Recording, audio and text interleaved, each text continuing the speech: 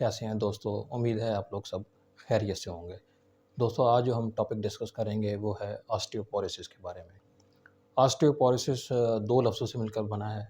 Osteo mean bone यानी हड्डियाँ और पोरोसिस मीन खोखलापन होना, उसमें सुराख आना, उसमें जो है वो हड्डियों में खोखलापन या सुराख आता है, हो जाते हैं, जिसकी वजह से जो है वो हड्डियाँ कमज़ोर हो जाती हैं।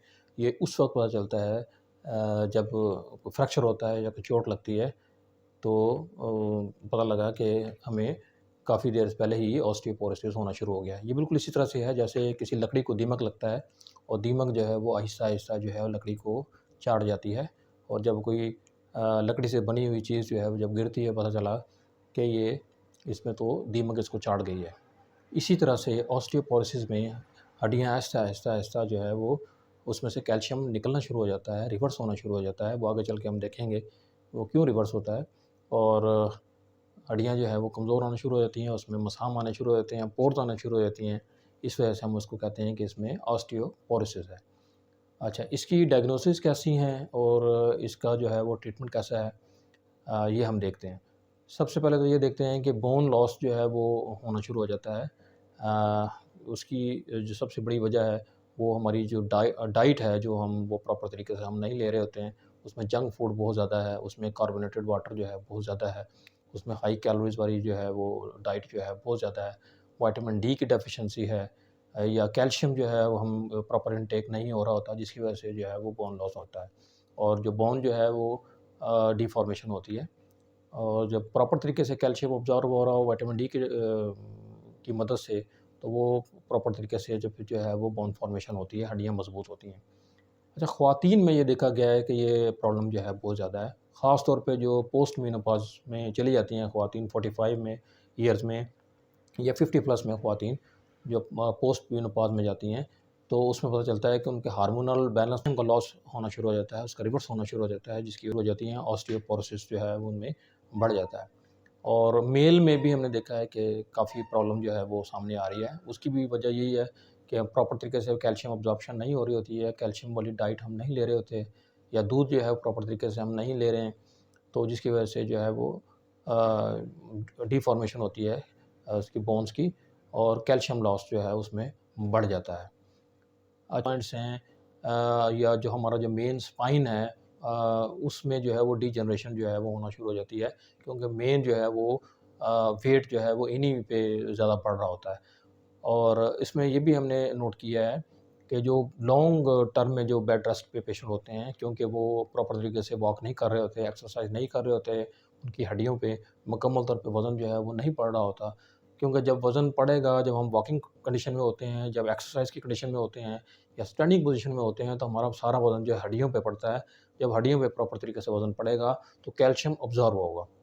लेकिन जब रेस्टिंग फ़ेज़ पे हम चले जाएँगे, किसी वजह से, कोई इंजरी की वजह से है या कोई सर्जरी की वजह से है या कोई फ्रैक्चर की वजह से है, तो उसमें जो है बोन डिफ़ॉर्मेशन बढ़ती है, क्योंकि कैल्शियम जो है प्रॉपर तरीके से जो है वो अब्ज़ॉर्ब नहीं होता, बल्कि रिवर्स होना शुरू हो जाता है।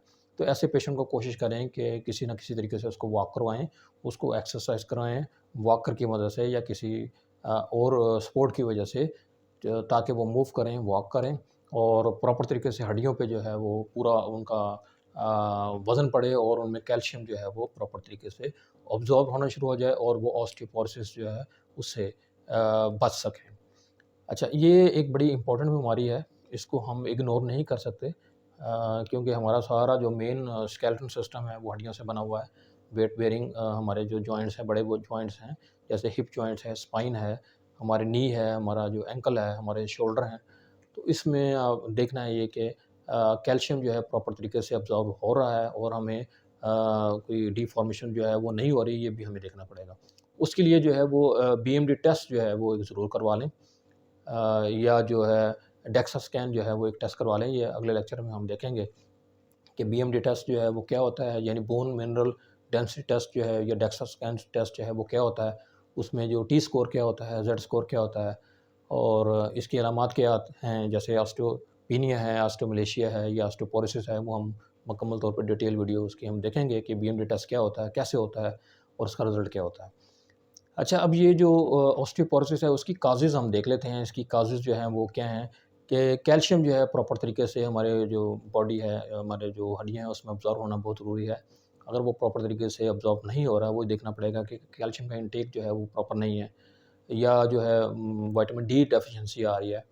तो उसमें जो है हमें ये उसकी जो है वो सारा ट्रीटमेंट करवाना पड़ेगा। कैल्शियम जो है वो लेना पड़ेगा और साथ में विटामिन डी जो है वो भी लेना पड़ेगा।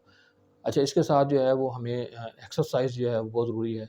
बाद लोग जो है बहुत कम एक्सरसाइज़ करते हैं, ज़्यादा चलते-फिरते नहीं हैं, बैठे रहते हैं या लेटे रहते हैं या बहुत सुस्त हैं, तो उनमें जो है ये केसेस जो है वो बहुत ज़्यादा होती हैं।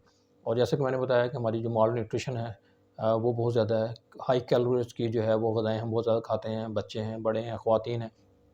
तो उसमें जो है वो ये जंक फूड जो है या कार्बोनेटेड वाटर जो है या ऐसी ग़िज़ाएँ जिसमें कैल्शियम जो है उसकी मकदार कम है, तो वो हमें साथ ज़रूर लेनी चाहिए, जिसकी वजह से ये ऑस्टियोपोरोसिस जो है बहुत ही कॉमन है। अच्छा, इसके अलावा जो देखा गया है कि हाइपर जो थायराइड के पेशेंट हैं, उसमें भी जो है क्योंकि प्रॉपर तरीके से उनका वो रिज़ल्ट नहीं आ रहे होते हैं, जिसमें प्रॉब्लम जो है वो ऑस्टियोपोरोसिस की जो है वो बढ़ जाती है। और ऐसे पेशेंट जो अल्कोहल बहुत ज़्यादा ले रहे हैं, उनमें भी ऑस्टियोपोरोसिस के चांसेस बहुत ज़्यादा हैं। और इसके साथ जो स्मोकर हज़रात हैं, जो स्मोकिंग करते हैं डेली में बहुत ज़्यादा स्मोकिंग करते हैं या चेन स्मोकर हैं, तो उनमें भी देखा गया है कि ऑस्टियोपोरोसिस के चांसेस जो हैं बहुत ज़्यादा हैं। तो हमें इन तमाम जो कॉज़ेज़ हैं उनको देखना पड़ेगा, इनको इग्नोर नहीं करना, ये बहुत ही सीरियस मैटर है। अच्छा, इसका जो ट्रीटमेंट है जैसे मैंने बताया कि कैल्शियम जो है वो उसका इंटेक बहुत ज़्यादा ज़रूरी है और विटामिन डी जो है वो साथ ज़रूर लें और साथ में एक्सरसाइज़ करें। और वक़्तन-फ़ौक़्तन अगर आप 55 साल या 60 साल से ऊपर हो गए हैं तो आप बीएमडी टेस्ट या डेक्सा स्कैन टेस्ट जो है वो लाज़मी करवाएँ और अपने जो कंसल्टेंट है उससे ज़रूर कंसल्ट करें और उनको बताएँ अपनी तमाम जो है रिपोर्ट्स। तो उसके साथ-साथ जो है इसको आप जो है वो ओवरकम कर सकते हैं। जी दोस्तों, आज की वीडियो आपको ऑस्टियोपोरोसिस के बारे में कैसी लगी? अगर अच्छी लगी है तो इसको लाइक करें, शेयर करें और बेल आइकॉन को जो है वो प्रेस करें ताकि हर नई आने वाली वीडियो सबसे पहले आप तक पहुंच सके। आपका बहुत शुक्रिया। अल्लाह निगहबान।